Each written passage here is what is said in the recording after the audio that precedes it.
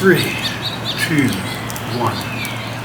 Hello, this is a little talk video about the topic of forgiveness, and this actually come to me from my influence from reading the Book of Jonah as a child.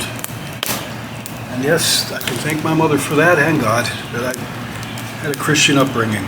But when I was a kid, Jonah was probably presented to me as Jonah and the whale, and the emphasis was probably on Jonah was swallowed by a whale, which is pretty fantastic. And I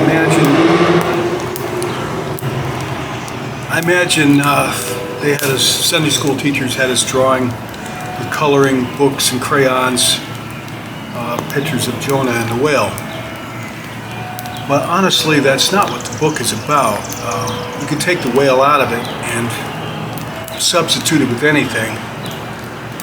Not that I would, but there's really a lot more to the Book of Jonah than Jonah getting swallowed by the whale. And as fantastic as it sounds, they ring church bell chimes in my town still. As fantastic as it sounds, being swallowed by a whale, in the news, I'll put a link to it. A man was completely swallowed by a whale and lived through it last year. And doing some research, found out that there are other, though it's extremely rare, cases of people being completely swallowed by a whale and living through it. And regardless of that, I want you to think, I'm talking about God here, and anything, we can't limit God to, our experience of reality in this world. And if God said he was swallowed by a whale, then he was swallowed by a whale. And, all right, on to the Book of Jonah. What it has to do with forgiveness, rather, the whale's part of the story. This has to do with forgiveness of groups of people. Most of my emphasis on what I've been discussing about the topic of forgiveness has to do with individual people, or us and somebody else, or us and God. This actually has to do with forgiveness of groups of people that are deemed as not very nice. Now, look, I got to tell you, I'm going to have a Guinness here. It's hot out. It's Memorial Day. Happy Memorial Day, everybody. And it's very hot out, and I'm sitting by a fire. I intend to cook out over this fire, though, pretty quick, right after this video. So, yeah. I have not drank any beer yet. I just got out of work not long ago. Oh, yeah. Refreshing. All right. Studying up on the Book of Jonah was really not a hard thing to do, because the Book of Jonah is all of 2 pages. It's a very, very short book in the Bible, 2 pages. That's the Book of Jonah completely, in the New International Version of the Bible. And I was going to sit here and read it to you, and I might, actually. I don't see why not. I'm going to read this, okay? And if you want, you can just skip forward. But I don't see why not read it. And I'll try to get through it quickly. Jonah chapter 1, and there are 4 chapters in this book. Jonah flees from the Lord. The word of the Lord came to Jonah, son of Amittai. Go to the great city of Nineveh and preach against it, because its wickedness has come up before me. Nineveh, where they were enemies of Israel, bitter enemies of Israel, and part of Assyria. And they might still be to this day, actually. All right, back to reading this. And if I interject, when I look up, and point to my head, that means this is just coming from me. But now back to the word. So God told Jonah, the prophet Jonah, to go to Nineveh and preach against it. And that was in the east. But Jonah ran away from the Lord and headed for Tarshish. He went down to Joppa, where he found a ship bound for that port. After paying the fare, he went aboard and sailed for Tarshish to flee from the Lord. And Tarshish is Tarshis. Tarshish. Not Tarsus. Different, apparently. Then the Lord sent a great wind on the sea, and such a violent storm arose that the ship threatened to break up. All the sailors were afraid, and each cried out to his own God, and they threw the cargo into the sea to lighten the ship. But Jonah had gone below deck, where he lay down and fell into a deep sleep. The captain went to him and said, "How can you sleep? Get up and call on your God. Maybe he will take notice of us so that we will not perish." Then the sailors said to each other, "Come, let us cast lots to find out who is responsible for this calamity." They cast lots, and the lot fell on Jonah. So they asked him, "Tell us, who is responsible for making all this trouble for us? What kind of work do you do? Where do you come from? What is your country? From what people are you?" He answered, "I am a Hebrew, and I worship the Lord, the God of heaven, who made the sea and the dry land." This terrified them, and they asked, "What have you done?" They knew he was running away from the Lord because he had already told them so. The sea was getting rougher and rougher, so they asked him, "What should we do to make the sea calm down for us?" And Jonah said, "Pick me up and throw me into the sea." He replied, "And it will become calm." "I know that it is my fault that this great storm has come upon you." Honest man, Jonah. Instead, the men did their best to row back to land, but they could not, for the sea had grown even wilder than before. Then they cried out to the Lord, "Please, Lord, do not let us die for taking this man's life. Do not hold us accountable for killing an innocent man. For you, Lord, have done as you pleased." Then they took Jonah and threw him overboard, and the raging sea grew calm. At this the men greatly feared the Lord, and they offered a sacrifice to the Lord and made vows to him. So they took Jonah. These were pagans. All these sailors were pagans. They took Jonah, and they didn't want to. They threw him over the sea, and the sea calmed down. And you better believe they believed in Jonah's God then. All right, chapter 2. Jonah's prayer. Now the Lord provided a huge fish to swallow Jonah. And Jonah was in the belly of the fish 3 days and 3 nights. From inside the fish, Jonah prayed to the Lord his God. From inside the fish, Jonah prayed to the Lord his God. He said, "In my distress, I called to the Lord, and he answered me. From deep in the realm of the dead, I called for help, and you listened to my cry. You hurled me into the depths, into the very heart of the seas, and the currents swirled about me. All your waves and breakers swept over me. I said, I have been banished from your sight. Yet I will look again toward your holy temple. The engulfing waters threatened me. The deep surrounded me. Seaweed had wrapped around my head. To the roots of the mountains I sank down. The earth beneath barred me in forever. But you, Lord my God, brought my life up from the pit. When my life was ebbing away, I remembered you, Lord, and my prayer rose to you, to your holy temple. To those who cling to worthless idols, turn away from God's love for them. But I, with shouts of grateful praise, will sacrifice to you. What I have vowed, I will make good. I will say, salvation comes from the Lord. And the Lord commanded the fish, and it vomited Jonah onto dry land. Now, I read this story about a guy last year as of this, and I'll provide a link to it, who was swallowed by a whale. And he said that the fish pretty much vomited him out.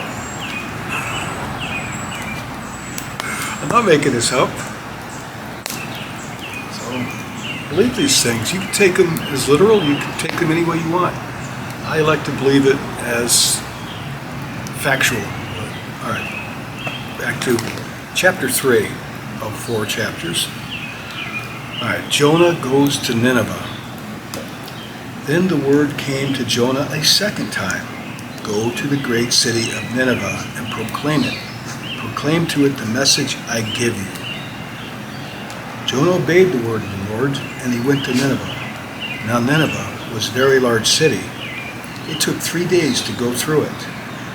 Jonah began by going a day's journey into the city, proclaiming, 40 days more and Nineveh will be overthrown. That is 40 more days and Nineveh will be overthrown. The Ninevites believed God. A fast was proclaimed, and all of them, from the greatest to the least, put on sackcloth.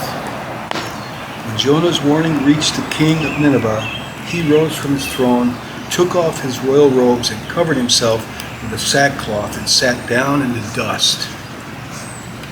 This is proclamation he issued Nineveh. I take it when you put on a sackcloth and sat down, that's like totally humbling yourself before God. That's how I take that. This is the proclamation the king issued in Nineveh. By the decree of the king and his nobles, do not let people or animals, herds or flocks taste anything. Do not let them eat or drink. Let people and animals be covered with sackcloth. Let everyone call urgently on God. Let them give up their evil ways and their violence. Who knows? God may yet relent and with his compassion turn from his fierce anger so that we will not perish. When God saw what they did and how they turned from their evil ways, he relented and did not bring on them the destruction that he had threatened. Chapter 4, Jonah's anger at the Lord's compassion. Chapter 4. But to Jonah this seemed very wrong, and he became angry. He prayed to the Lord, Isn't this what I said, Lord, when I was still at home? That is what I tried to forestall by fleeing to Tarshish. I knew that you are a gracious and compassionate God, slow to anger and abounding in love, a God who relents from sending calamity. Now, Lord, take away my life, for it is better for me to die than to live. He's mad at God because he didn't like the Ninevites, right? Jonah had gone out and sat down at a place east of the city. Back up. But the Lord replied, Is it right for you to be angry? The Lord replied, Is it right for you to be angry? Jonah went out and sat down at a place east of the city. There he made himself a shelter, sat in its shade, and waited to see what would happen to the city. Then the Lord God provided a leafy plant and made it grow up over Jonah to give shade for his head to ease his discomfort. And Jonah was very happy about the plant. But at dawn the next day, God provided a worm, which chewed the plant so that it withered. When the sun rose, God provided a scorching east wind, and the sun blazed on Jonah's head so that he grew faint. He wanted to die and said, It would be better for me to die than to live. But God said to Jonah, Is it right for you to be angry about the plant? Jonah said, It is, and I am so angry I wish I were dead.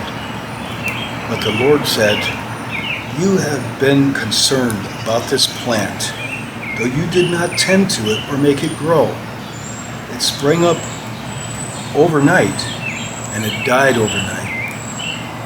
And should I not have concern for the great city of Nineveh, in which there are more than 120,000 people who cannot tell their right hand from their left, and also many animals? That is the book of Jonah. And the thing I take out of this for forgiveness, the thing that struck me years ago and still does, is that even though the Ninevites were wicked and the sailors were all pagan, they weren't all bad. I mean, they repented and they believed in God, and God showed compassion on them. But, you know, God's prophet Jonah would have rather seen the Ninevites wiped out, a whole city. And the thing that got me is the very last chapter on this. I probably got black soot on my face. If I do, I'm going to go ahead with this video. I did this video yesterday, and I watched it, and I had black soot smudged on my face from the fire. I'm going forward with this. I lost my, I don't know, it's all right. You know, God cared about, He cares about it. It's, you know, a group of people that He cared about. They're like, you know, why should I wipe them out? There's 120,000 people. You know, basically, you don't know what His plans are for that group of people. And here's the other thing. The very last verse in that book says, and there are many animals. So He not only cares about the people in that city, as bad as they were, but they showed some redemptive qualities. But He also was aware of and cared about the animals in that city. There's another verse in the Bible that shows God cares about animals. And I'm not a vegan or anything, but there's things to be aware of. And if you are, that's fine too. I don't know how I got on that. So I apply it like if there's a group of people, like, and sometimes there are, I see a city or a place or a country or a group of people, like even ISIS, you know, they're horrible. There's some really bad group of people, you know, and I just would like to think that the world would be better if they were all wiped out. You know, I don't know what God's plans are for those people. I don't know. And you know, when you think about, I'm going off topic maybe a little bit, but in our wars that people wage, we bomb cities and things, which is awful. One thing you don't think, not just all the people that are lost, what about all the animals that are killed too in our wars, you know? Nobody ever gives them much of a second thought. God knows, God thinks about them. He thinks about the animals. My dog's over there rolling in the dirt. You know, bless his heart. I bought him a pool today, a kiddie pool. So when it comes to a group of people that we think are innocent and the world would be better off without them, they belong to God. You don't, I don't know what His plans for them are. Finally, I'd like to point out that in both cases, with the sailors that were pagans and the Ninevites that were just like Sodom and Gomorrah, really bad, violent, they said violence and sin. These people repented. They believed in Jonah's God, and they repented, and they were forgiven. So that's how I take from the book of Jonah. It's forgiveness with groups of people, countries, could be a race even, could be any group of people, you know, anywhere on the earth. God owns all His property. I don't know what His plans are for America. I don't know what His plans are from down the road for anywhere, you know. I don't know. You don't know. We don't know. So let God take care of the earth, and let us, you know, try to live by His example. And His examples all through this book, and you can find it in nature too. Right, St. Frank? The failed bird feeder, now a planter. This guy was my mother's a long time ago. We go back. I remember pulling weeds next to this thing a long time ago. getting a kick out of them. Hey, St. Frank, how you doing today? Just whatever, sentimental value. I think that's about all I've got on this. Today's Memorial Day, where we remember the fallen of our country, this country I'm in, the United States. And honestly, man, make war no more. When Jesus comes back, that'll be the end of wars. And I served 20 years in the Army, infantry, tanks, combat arms.